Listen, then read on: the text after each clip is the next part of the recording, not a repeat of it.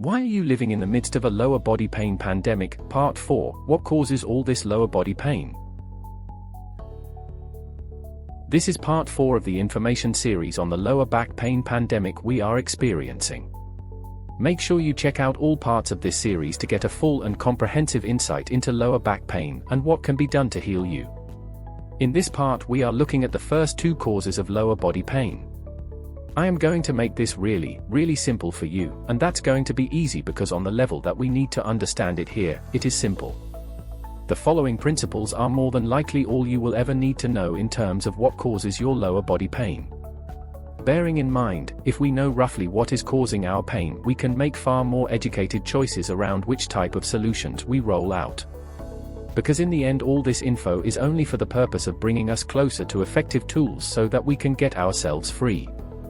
The following causes of our lower body pain pandemic are inevitably not the whole story. But they are enough to guide 99% of us to get rid of 99% of our pain if we are willing to make them, and it could be the basis of our holistic roadmap for full rehabilitation. Cause 1. Hard flat surfaces.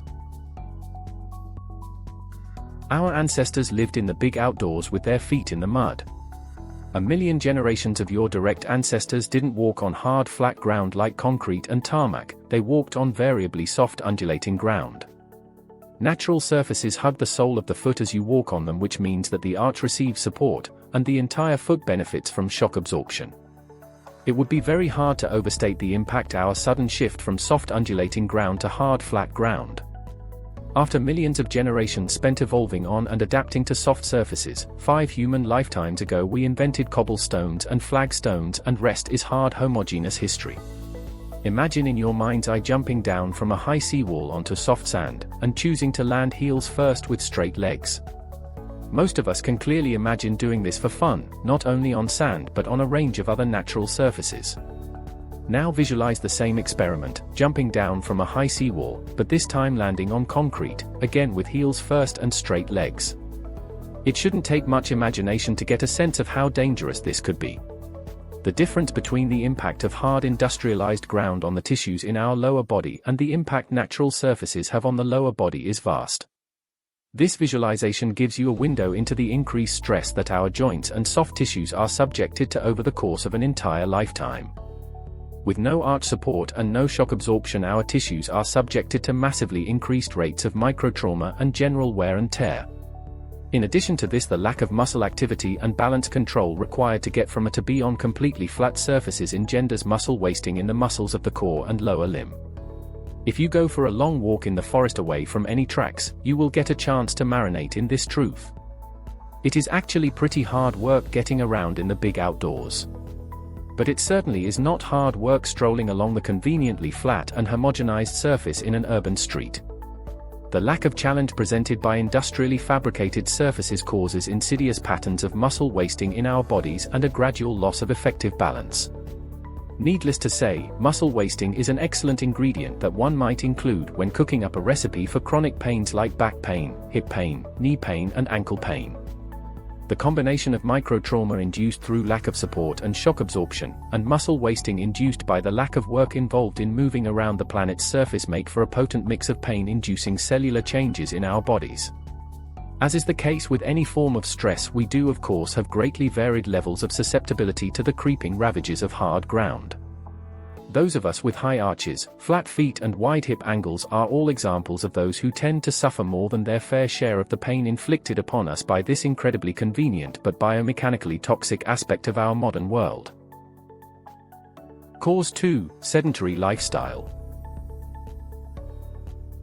Unlike the hard surfaces, the impact of excessive and prolonged periods of inactivity is a far more well-known causative agent in pandemic of pain we are amongst. Admittedly, we are far more aware of the impact that prolonged sitting has on the neck and shoulders than we are of the impact sitting can have on the lower body. This is probably simple because we are far more attuned to the more obvious changes that happen to people's spinal posture over time. But excessive sitting has just as much impact on alignment in the lower body as it does the upper body, just in a less visible way. The obvious impact sitting has is that it leads to gradual loss of muscle mass. In the shoulders and spine this means loss of the upper back and core muscles. In the lower body this means a loss of tone in the stabilizers of the hip and thigh. all of which happens far more quietly and insidiously deep in behind the hip and under the desk. In addition to the loss of muscle mass in the lower body, excessive sitting creates loss of joint mobility and a loss of elasticity in the soft tissues of the lower body. Shortened hamstrings and shortened hip flexors are the most well-known of these chronic adaptations that contribute greatly to the pool of chronic pain and disability in our world. The legacy of all the sitting we do often bears its bitter-tasting fruits during times of increased activity as opposed to during the sitting itself. What this means is that when we injure our hamstring in the Masters soccer match, for example, it is not a true injury, but a chronically shortened hamstring that has failed to rise to the occasion, due to 26,000 hours of chair time in the preceding year. When we ask our chronically shortened tissues to move, often they can't, especially as we get older. But it is not age that is the cause, it is what we spend our years doing that determines what pain we have. The longer we smoke, the more we cough, the longer we keep sitting, the more we ache. Neither are age-related, they are both just bad habits. Make sure you conclude this series with part 5 of this presentation, where I tell you about the remaining 3 main causes for lower back pain, and the way forward to help you. In the meantime, if you would like to come and see us for a consultation at City Chiropractic, give us a call now on 0438564446.